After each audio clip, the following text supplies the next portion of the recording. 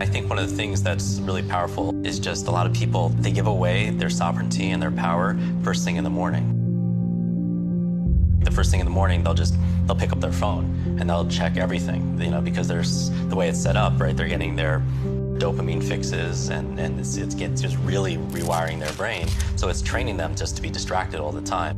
What's your morning routine look like? How does one avoid falling into the trap of reaching right for the cell phone and letting the world dictate? Okay, so I like really managing my first hour of the day and the last hour of the day, because that's where I can control. Like sometimes when I go to the office, things are gonna hit you and such like that.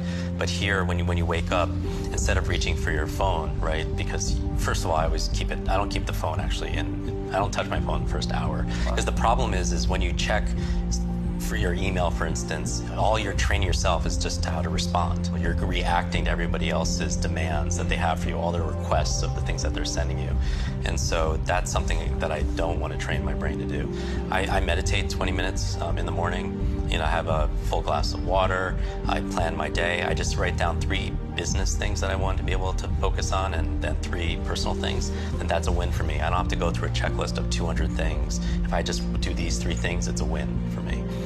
Even Will Smith, he says if 2 most important things, just run and read every day. Do something physically and something mentally to be able to keep yourself engaged and active to it. There's so many distractions and there's so many enemies that are out there, and it's literally rewiring our brain. Even social media, the challenges, with these terms like Facebook depression and everything, because what's that?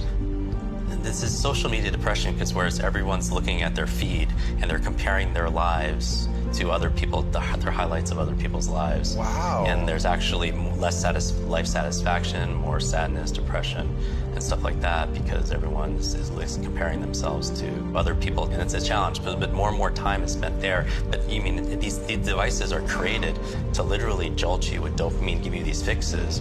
And also, the other reason why you want to routine your life that's important is because a lot of people nowadays, in addition to the overload and the overwhelm we all feel from the demands, is something called decision fatigue. And decision fatigue is saying that, latest research is saying that you can only make a set amount of good decisions a day. And then after that, you can't.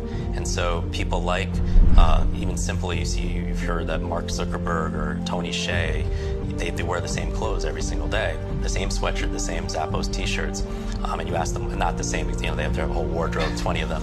But the reason why is because they don't want to waste a decision on what should I wear today when they could be working on, the things that they're most, excited about. I do believe that after a certain amount of focused effort, people suffer from mental fatigue, and that's where they make more mistakes. That's where people become shorter with their temper. That's where the people make less than the best decisions ever, just because of fatigue and exhaustion, because they've been so focused doing certain other activities and such.